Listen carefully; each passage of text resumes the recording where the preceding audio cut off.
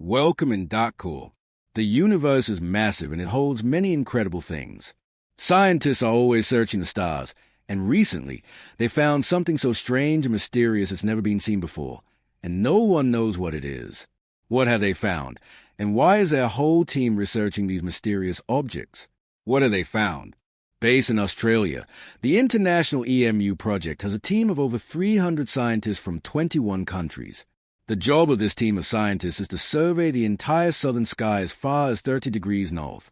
EMU plans to peer into parts of the universe with the ASCAP telescope, which can survey large swathes of the sky very quickly and look where no other telescope has looked before and create a higher resolution radio map of objects in the southern sky. But now imagine for a moment you're one of the scientists using this telescope, when suddenly you spot something so strange that you end up calling it Object WTF. This is exactly what happened to radio astronomer Anna Kopinska in September 2019. While browsing through observations made by the EMU project using the revolutionary new ASCAP telescope, she noticed a weird shape that looked like a ghostly circle of radio emission, hanging out in space like a cosmic smoke ring. A few days later, another team member of EMU, Emil Lenk, found a second ring even spookier than the last. Despite eliminating all the obvious explanations of these strange objects in their latest research, the team at EMU are still working to explain where they came from. From the very beginning, the team of astronomers at EMU predicted exploration of the unknown would lead to unexpected discoveries, but they didn't expect to see an anomaly like the mysterious arc so quickly, and the discoveries were a shocking surprise for the team. Although our scientists have a decent understanding of the workings of our universe, they've only begun to scratch the surface.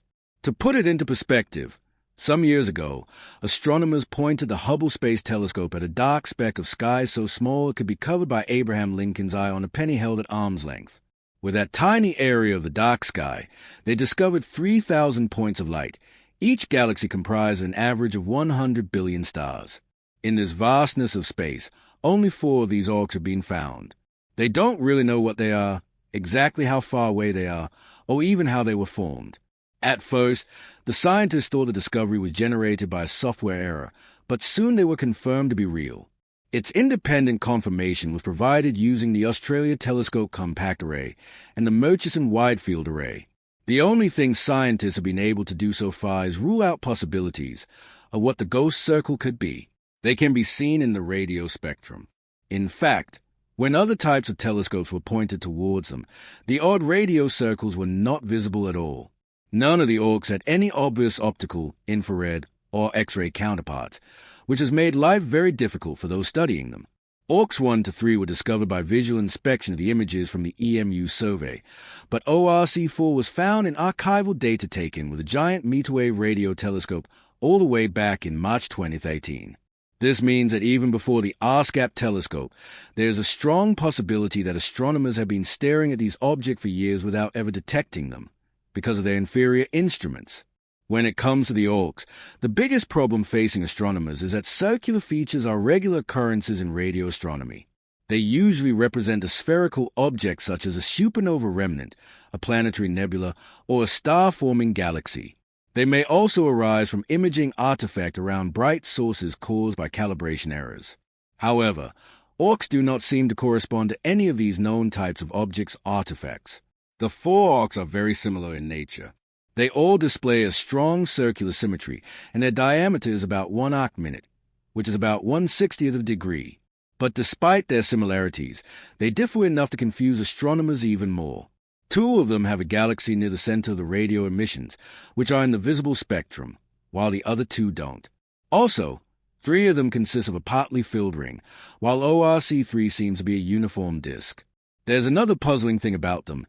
2 are very close together, implying that these 2 arcs have a common origin. This is not the same for arcs 1 and 4, implying they are occurrences based on 2 very separate events. When faced with such challenges, the scientific method is to slowly and methodically eliminate possibilities until scientists can claim that they found something uniquely new.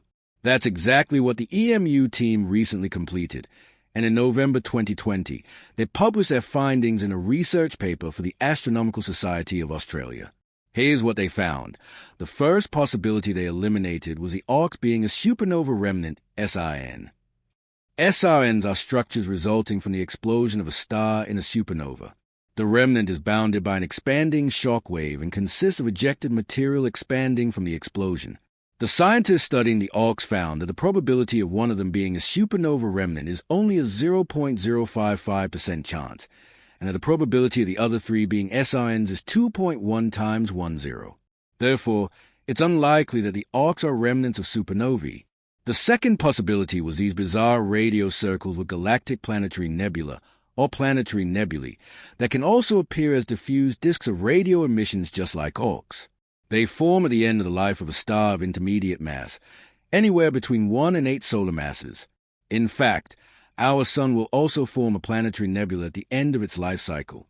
However, the radio emission of PNE is generated by thermal emissions and therefore expected to have a much higher spectral index than those measured for the 4-odd radio circles. In simple terms, it means that a proportional relationship between the amount of power radiated through a given area and the frequency of the radiation is much lower in the case of an ORC, and thus they could not be classified as PNE. The EMU team also eliminated other possibilities, such as the AUKs being part of a star-forming galaxy or a ring galaxy viewed front-on. All such galaxies are bright in optical wavelengths, which contrasts with a lack of measurable optical emission from the AUKs. They also cannot be considered part of a double-lobed radio galaxy or a bent-tail radio galaxy for the same reason. The other possibility is that the circles are an Einstein ring, which is a gravitational lensing of background sources that produces arcs of emission. If a source, lens, and observer are aligned, then the lens image can take the form of a so-called Einstein ring. But in the case of the AUKs, it's unlikely that such a lens will be sufficiently symmetric and perfectly aligned with the background source to produce the observed circular symmetry observed in an Einstein ring. They've also put an end to theories that these AUKs could be other astronomical objects such as a gravitational termination shock or a cluster halo, both of which are phenomena observed after a neutron star goes supernova. Most astronomical research is aimed at refining our knowledge of the universe or testing theories. Very rarely do astronomers get the challenge of stumbling across a new type of object which nobody's seen before, and to try and figure out what it is. The mystery behind these new ghostly circles continues. The question astronomers have to continually ask themselves is whether these AUKs are a completely new phenomenon or something they already know about, but viewed in a weird way. And if it really is completely new, how does that change our understanding of the universe? So what do you guys think? Do you believe the scientific community will take years before they can pinpoint the origins behind the odd radio circles, just like the fast radio burst research? Or will they solve this new astronomical mystery relatively quickly? Let us know in the comments. That's all from us today. Thanks for watching Darkcore and see you soon.